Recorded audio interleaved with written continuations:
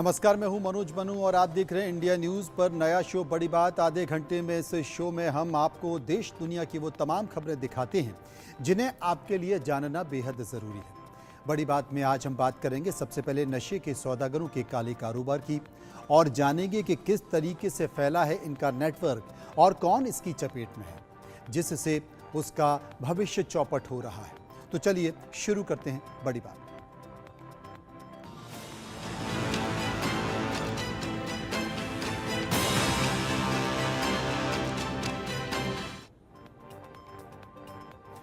हिंदुस्तान में नशे के ठेकेदारों और इसके सप्लायरों की बात करना बेहद ज़रूरी है, क्योंकि ये हमारे युवाओं को, भविष्य को ही नहीं बल्कि देश के भविष्य पर भी बड़ा हमला कर रहे हैं, क्योंकि देश का भविष्य तो युवाओं पर ही टिका होता है। आपको बता दें कि म्यांमार से लेकर देश के 12 राज्यों और नेपाल के रास्ते दिल्ली, इससे सटे इलाके और पंजाब हरियाणा में नशे की खेप पहुंच रही है। पंजाब, हिमाचल, यूपी, बिहार, नेपाल बॉर्डर, झारखंड, उड़ीसा, उत्तराखंड, छत्तीसगढ़, आंध्र प्रदेश, राजस्थान और दिल्ली के रास्तों से नशे के कारोबार अलग अलग राज्यों से अलग अलग जगहों पर सप्लाई पहुंचा रहे हैं। मौजूदा समय में पंजाब की अगर बात करें तो यहाँ अक्सर नशे को लेकर चर्चा होती है। यहाँ 22 जिले जबकि हरियाणा के 13 जिले नशे के हॉटस्पॉट बन चुके हैं। यकीन मानिए कि जो उम्र भविष्य संवारने की है, उस उम्र में यानी कि 18 से 35 साल के युवा नशा सप्लाई करने वाले गिरोह की गिरफ्त में आ गए हैं। पंजाब और हरियाणा नारकोटिक्स कंट्रोल ब्यूरो की रिपोर्ट में यह खुलासा हुआ है। उसी के आधार पर और ड्रग्स फ्री पंजाब मुहिम के तहत पहले 6 महीने में 4,373 से ज़्यादा छापेमारियों के जरिए 6,000 से ज़्यादा नशा तस्कर गिरफ्त में आ चुके हैं, पुलिस की पकड़ में आ चुके हैं। पड़ोसी राज्यों की पुलिस से हरियाणा में सक्रिय 47 नशा सप्लाई करने वाले गिरोहों की जानकारी जुटाई जा चुकी है, ताकि इन्हें दबोचा जा सके और आने वाले समय में नशे का कारोबार करने वालों पर रोक लगाई जा सके। अब मैं आपको ग्राफिक के जरिए यह समझाने की कोशिश करता हूं, बताने की कोशिश करता हूं कि आखिर क्या स्थिति थी। देश के कौन कौन से राज्य नशे की चपेट में है, नशे के सौदागरों की चपेट में है, वो कौन कौन से जिले हैं आप देखिए। अगर चरस की बात करें, गांजे की बात करें तो झारखंड, बिहार, उड़ीसा, छत्तीसगढ़, आंध्र प्रदेश। सप्लाई कहां से हो रही है? फतेहाबाद से हो रही है।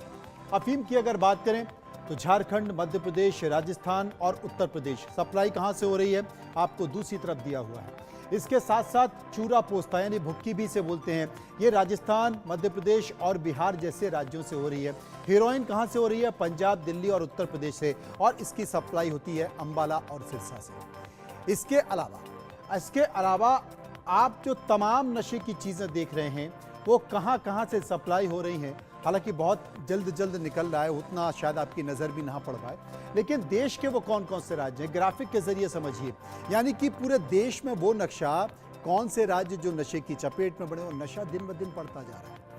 आप देखिए, पंजाब सबसे बड़ा गढ़ है नशे का, ड्रग्स यहाँ पर। हरियाणा पंजाब के बाद हरियाणा से लगा हुआ है, एनसीआर, उसके बाद राजस्थान, और राजस्थान के बाद ये देखिए एनसीआर और राजस्थान के साथ साथ यूपी लगा हुआ है, ये भी नशे की चपेट में है। वहाँ से ये नेपाल बॉर्डर जो है, नेपाल बॉर्डर से किन किन राज्यों में, ये देखिए बिहार के रास्ते होते हुए, एनसीआर के रास्ते होते हुए ये पूरा नशा इन जगहों पर पहुँचता है, और वहाँ से फिर नेपाल लगा हुआ है। म्यांमार, बांग्लादेश, बिहार, नेपाल, ये जो बॉर्डर आप देख रहे हैं, ये जो बॉर्डर है ये सबसे ज़्यादा खतरनाक है, और यहाँ से नशे की तस्करी होती है। यहाँ से ये देश के अंदर आता है, और अंदर आने के बाद ये फिर बाकी के हिस्सों में पहुँचता है, वहाँ से झारखंड से उत्तर प्रदेश, फिर एनसीआर, और उसके बाद ये जो पंजाब आप दिखाई दे रहा है, पंजाब हरियाणा, ये पंजाब में पाकिस्तान से ड्रोन के ज़रिए, आपने देखा होगा कि ड्रोन के ज़रिए जो ड्रग्स है उसके पैकेट गिराए जाते हैं। उसके बाद जो सप्लायर हैं उन्हें लोकेशन दी जाती है, वो उस लोकेशन पे पहुंच जाते हैं, और जब ड्रोन दिखाई देता है तो उनको फ़ोन से सूचना मिल जाती है, और वो देखते हैं कि ये ड्रोन उड़ रहा है, कहाँ पे उसने पैकेट गिराया है। जब पैकेट गिरा दिया जाता है तो फिर कई घंटे तक उसका वो वेट करते हैं कि कोई इंटेलिजेंस या कोई सुरक्षा एजेंसी या कोई पुलिस इसको वॉच तो नहीं कर रही है, मॉनिटर तो नहीं कर रही है। उसके फिर काफ़ी समय बाद ये लोग वहाँ जाते हैं, उस पैकेट को उठाते हैं, और फिर ये सप्लाई चेन बनती है। ये इन देश के इन इलाकों में सप्लाई चेन होती है उसके बाद नशा पहुंचता है। और एक राज्य इसमें नहीं है, अगर आप यहाँ नीचे की बात करें तो गुजरात भी नशे का एक बड़ा अड्डा बनता जा रहा है। हाल के दिनों में आपने देखा होगा कि पाकिस्तान और समुद्र के जरिए जो ड्रग्स है वो बड़े पैमाने पर ड्रग्स वहां पर पकड़ी गई है। एक पोर्ट में भी भारी संख्या में ड्रग पकड़ी गई थी, आपने देखा होगा। और उस ड्रग्स को पकड़ने के बाद कार्रवाई हुई है, लेकिन लगातार तब से जो गुजरात का जो हिस्सा है, अंडमान का जो हिस्सा है, वहां पर भी बड़े पैमाने पर ड्रग्स की तस्करी हो रही है और इसे सुरक्षाकर्मी पकड़ भी नहीं है। लेकिन जब बड़े पैमाने पर पकड़ी जा चुकी है तो बहुत सी ऐसी ड्रग्स है जो पकड़ी नहीं जाती है और वो देश के अंदर आ जाती है और वो मुंबई के रास्ते होते हुए दूसरे बाकी के इलाकों में भी पहुंचती है। असल में एनसीबी की कार्रवाई 2024 में 19 तस्करों से 2.66 करोड़ रुपए जब्त किए गए, यानी कि 2 करोड़ 66 लाख रुपए। 2023 में 16 अपराधियों की 13 करोड़ की संपत्ति जब्त की गई। कुल दो तस्करों की 48 करोड़ 34 लाख रुपए संपत्ति जब्त की गई। हालांकि ये राशि बहुत कम है।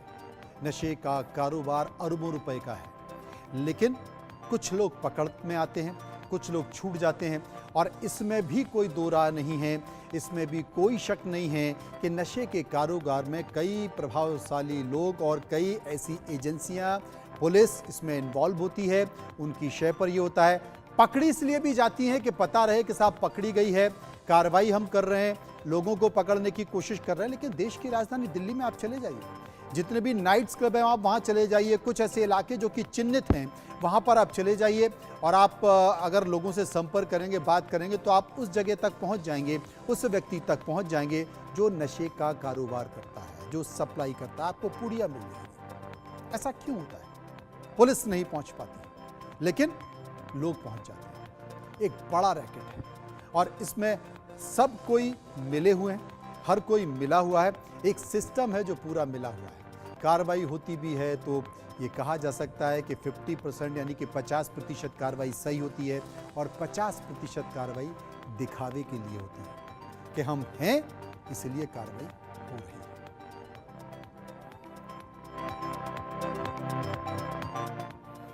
बच्चों की मानसिकता की बड़ी बात, बच्चों की मानसिकता, उनके हाव भाव को समझना जरूरी है।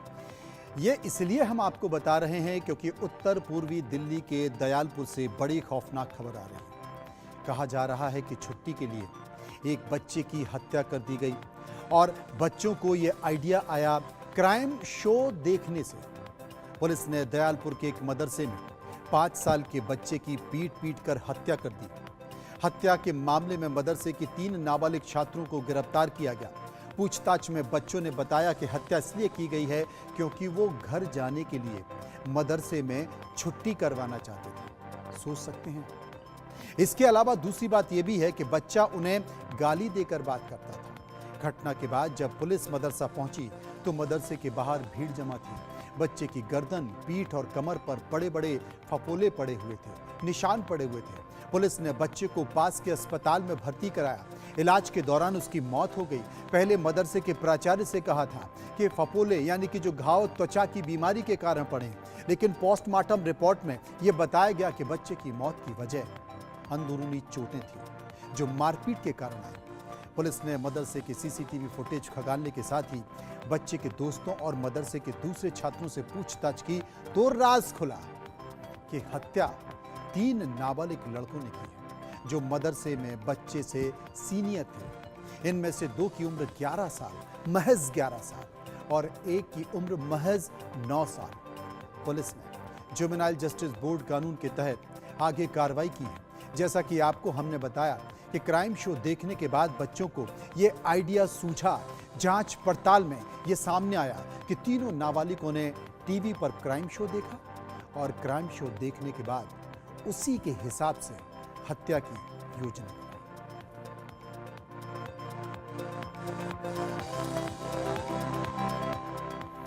बात महाराष्ट्र की।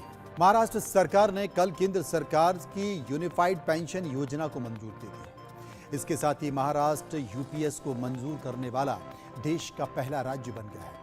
मुख्यमंत्री एकनाथ शिंदे की अध्यक्षता में हुई कैबिनेट की बैठक में यह फैसला लिया गया। उप मुख्यमंत्री देवेंद्र फडणवीस और अजीत पवार सहित मंत्रिमंडल के अन्य सदस्य भी इसमें मौजूद थे। बता दें कि यूपीएस को केंद्र सरकार ने बीते शनिवार को मंजूरी दी थी और ये पेंशन स्कीम 1 अप्रैल 2025 से लागू हो जाएगी। आपको यह भी बता दें कि यह काफी हद तक एक ओल्ड पेंशन स्कीम की तरह है जिसे सरकारी कर्मचारी वर्षों से बहाल करने की मांग कर रहे थे।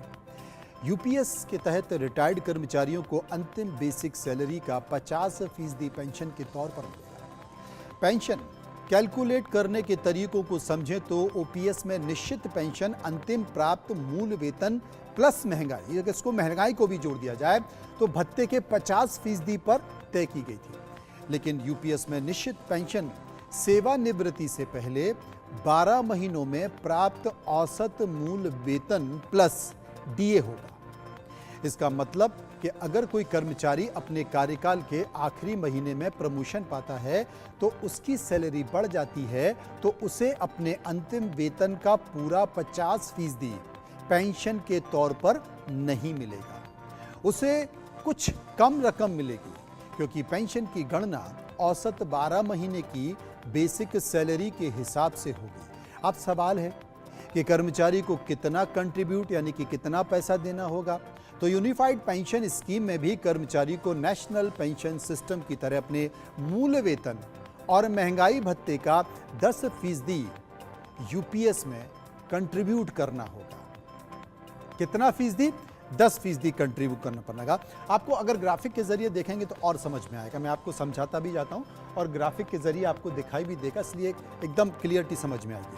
अब यूनिफाइड पेंशन स्कीम में टैक्स छूट मिलेगी या फिर नहीं, इसको लेकर अभी कोई स्पष्ट प्रावधान नहीं है।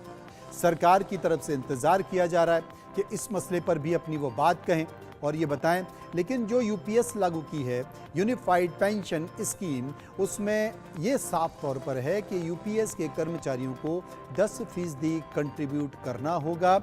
इसके साथ साथ सरकार का जो कंट्रीब्यूशन है वो 14% से बढ़कर 18.5% हो गया है। ये भी एक संकेत है, यानी कि यूपीएस में महंगाई के हिसाब से जो पेंशन है उसको बढ़ाने का प्रावधान भी रखा गया है। इसके साथ साथ सबसे पहले अगर किसी ने ये लागू की है, कैबिनेट में पास कर अपने राज्य में लागू कर दिया है, तो वो राज्य महाराष्ट्र में है। और शायद ये इसलिए भी है क्योंकि महाराष्ट्र में आने वाले समय में विधानसभा चुनाव होने जा रहे हैं, इसलिए सरकारी कर्मचारियों को खुश करने के लिए एक बड़ा संकेत महाराष्ट्र की सरकार ने दे दिया।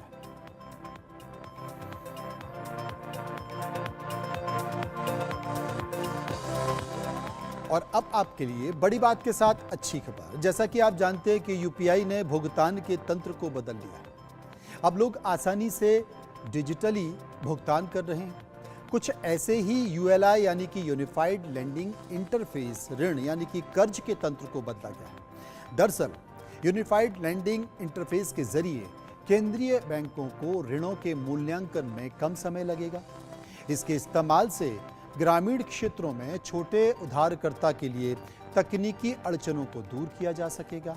आसान भाषा में अगर समझें तो भारतीय रिजर्व बैंक का यूनिफाइड लेंडिंग इंटरफेस को केंद्रीय बैंकों की ओर से आसानी से ऋण उपलब्ध कराने के लिए विकसित किया जा रहा है। अभी ये अपने पायलट चरण में और जल्द ही पूरे देश में लॉन्च हो जाएगा। आरबीआई के गवर्नर शक्तिकांत दास ने इसकी जानकारी दी है। बेंगलुरु में ग्लोबल डीपीआई और इमर्जिंग टेक कॉन्फ्रेंस के उद्घाटन भाषण के दौरान आरबीआई गवर्नर शक्तिकांत दास ने भी ये जानकारी दी है। यूएलआई सामान्य और मानकीकृत एपीआई है जिन्हें विभिन्न स्रोतों से सूचना तक डिजिटली पहुंच सुनिश्चित करने के लिए प्लग एंड प्ले दृष्टिकोण से डिजाइन किया गया है। ये कर्ज लेने वालों को व्यापक दस्तावेजीकरण की आवश्यकता के बिना ऋण की निर्बाध डिजिटल डिलीवरी के लिए भी सक्षम बनाता है। अब ग्राफिक के जरिए समझाता हूं कि ये पूरा मामला क्या है। Unified lending interface. अब यूनिफाइड लैंडिंग इंटरफेस क्या है, इसे समझने की कोशिश कीजिए। केंद्रीय बैंकों से यूपीआई के भुगतान की तरह आप कर्ज लेने का एक तरीका है, वो कर्ज लेने का तरीका आसान हो जाएगा। वो एक सरलता का संकेत भी देता है। अभी ये पायलट के प्रोजेक्ट पर है और सही समय पर सरकार इसे लॉन्च करेगी। सरकार देख रही है फायदा क्या होगा।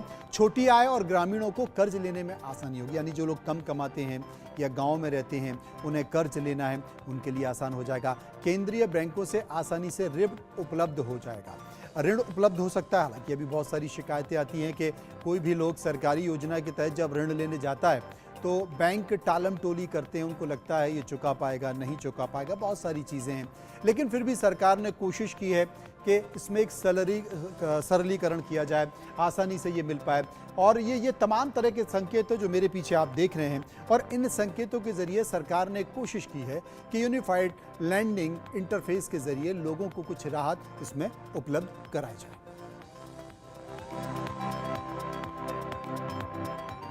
अब एक खबर वायरल हुई है, उसके दावे की बात करते हैं जो कि झूठी है। हर भारतीय को 76,715 सरकार नहीं दे रही है। कितने रुपए नहीं दे रही है? 715 रुपए नहीं दे रही है। केंद्र सरकार की ओर से यह दावा किया गया था, लेकिन आपको बता दें कि यह दावा पूरी तरह से फर्जी है। दरअसल सरकार के पीआईबी फैक्ट चेक ने व्हाट्सएप पर वायरल के उस दावे को फर्जी बताया है जिसमें कहा गया है कि वित्त मंत्रालय हर नागरिक को 76,715 की वित्तीय सहायता दे रहा है। पीआईबी के अनुसार वित्त मंत्रालय ने ऐसी किसी सहायता की घोषणा नहीं की है।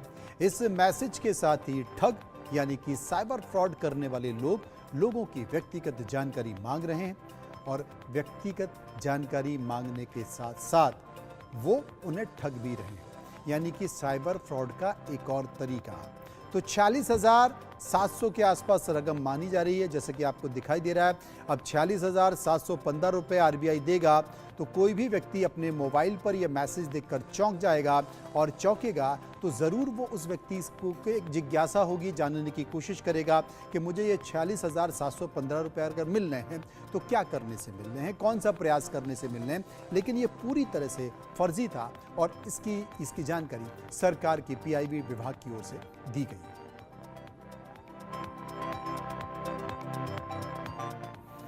एक और बड़ी बात, केदारनाथ धाम मंदिर विवाद मामले में बड़ा अपडेट आया है। दिल्ली में केदारनाथ धाम के नाम से मंदिर निर्माण पर रोक लग गई है। उत्तराखंड में इसके पुरजोर विरोध के कारण केदारनाथ धाम दिल्ली ट्रस्ट ने यह फैसला किया है। शिलान्यास के अगले ही दिन राज्य में भारी विरोध का सामना करना पड़ा था। इधर उत्तराखंड सरकार भी धामों के नाम के दुरुपयोग को रोकने के लिए कानून बनाने जा रही है।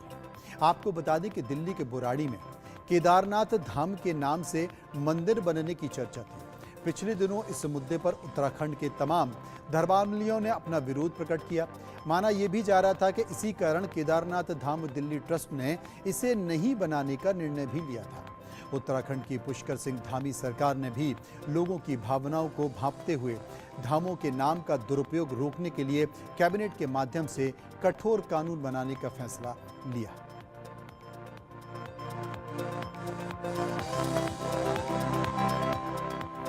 अब एक और बड़ी बात, कारों और स्मार्टफोन से भी सौर ऊर्जा पैदा की जा सकती है। चौंक गए ना? जी हां, ब्रिटिश वैज्ञानिकों ने दुनिया का पहला फ्लेक्सिबल सौर पैनल बना लिया है। सोलर पैनल के बारे में आप जानते ही होंगे, ये पर्यावरण की रक्षा के लिए बेहद उपयोगी है। सोलर पैनल जितने एडवांस और इस्तेमाल में आसान होंगे, दुनिया उतनी तेजी से स्वच्छ ऊर्जा की तरफ बढ़ेगी। ब्रिटिश वैज्ञानिकों का दावा है कि सौर पैनल इतना पतला है कि कोटिंग के रूप में किसी भी ऑब्जेक्ट पर यह लगाया जा सकता है। ऑक्सफोर्ड यूनिवर्सिटी के वैज्ञानिकों ने शोध के दौरान जिस सामग्री से सौर पैनल तैयार किया वो सिलिकॉन से 150 गुना पतली है, और इसकी मोटाई सिर्फ 1 माइक्रोन यानी कि 0.001 मिलीमीटर। इसकी कोटिंग मकान की छतों, कारों और मोबाइल फोन के पीछे की जा सकती है। ऑब्जेक्ट पर सूरज की रोशनी पड़ने पर ऊर्जा का निर्माण शुरू हो जाएगा। हम आपको ये भी बता दें, जैसा कि आप ग्राफिक्स में मेरे पीछे देख रहे हैं, कि AIST यानी कि national institute of advanced industrial science and technology ने इस आविष्कार को प्रमाणित किया है। शोधकर्ताओं ने पेरोव्स्काइट को कैल्शियम और टाइटेनियम का मिश्रण है। इस संरचना से नई फोटोवोल्टिक यानी कि धूप को ऊर्जा में बदलने वाली सामग्री बनाई गई है। जैसा कि आपको हमने पहले भी बताया है कि ये कैल्शियम और टाइटेनियम ऑक्साइड का सिंथेटिक वर्जन है। आपको बता दें कि फिलहाल सौर पैनल का निर्माण सिलिकॉन से होता है, जिसे सबसे बेहतर फोटोवोल्टिक माना जाता है। दुनिया भर के वैज्ञानिक कई साल से सिलिकॉन का विकल्प तलाशने में जुटे हैं। शोधकर्ताओं का कहना है कि अब आविष्कार से सस्ती सौर ऊर्जा पैदा करने के लिए कई तरह की सतहों पर पेरावस्काइट कोटिंग जरूरत से अनुसार लगाई जा सकेगी। इसे सस्ती कीमत पर लैब या फिर फैक्ट्रियों में आसानी से बनाया जा सकता है। अगर ऐसा होता है तो नए सोलर पैनल आसानी से ज्यादा मात्रा में तैयार किए जा सकते हैं।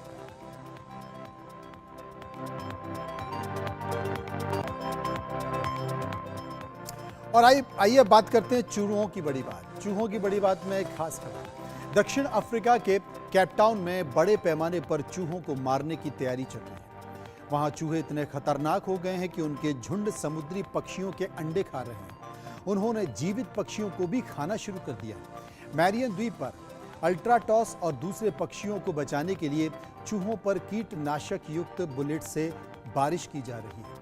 रिपोर्ट के मुताबिक चूहों ने केपटाउन में 2000 किलोमीटर दूर मैरियन द्वीप पर उत्पात मचा रखा है। दरअसल पक्षी नहीं जानते कि चूहों का जवाब कैसे दिया जाए, उससे कैसे बचा जाए। चूहे उन पर चढ़ जाते हैं और धीरे धीरे तब तक खाते हैं जब तक कि वे मर नहीं जाते। पक्षी संरक्षण संगठन बर्ड लाइफ साउथ अफ्रीका की बैठक में ये चर्चा हुई कि हर साल हजारों समुद्री पक्षियों की कमी हो रही है। लिहाजा मैरियन द्वीप नाम से इस बीहड़ द्वीप पर चूहे मारने वाले 600 टन दवा के बुलेट हेलीकॉप्टर से गिराए जाएंगे। पायलट को 25 किलोमीटर लंबे और 17 किलोमीटर चौड़े द्वीप पर हर हिस्से तक कीटनाशक से हमला करना होगा ताकि चूहे खत्म हों। पिछले साल चूहों को वयस्क बंडरिंग अल्ट्राटॉस पक्षी को खाते देखा गया। हालत इतने खतरनाक हैं कि द्वीप पर प्रजनन करने वाले समुद्री पक्षियों की 29 प्रजातियों में से 19 के विलुप्त होने का खतरा यहां पर बना हुआ है। अब ग्राफिक के जरिए मैं बताता हूं आपको, क्योंकि जो तस्वीरें में आप देख रहे हैं, आप तस्वीरों में उस पक्षियों को देख रहे हैं, लेकिन जिस तरीके से चूहों का आतंक यहां पर बना हुआ है, फिलहाल एक बड़ा संकट यहां खड़ा हुआ है।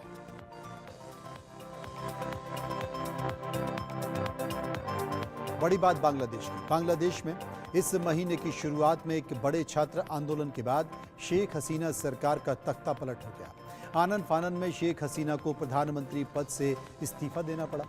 हसीना को ढाका से भागकर भारत में शरण लेनी पड़ी। भारत पहुंचने के कुछ दिन बाद शेख हसीना ने एक सनसनीखेज खुलासा किया कि तख्ता पलट के पीछे अमेरिका का हाथ है।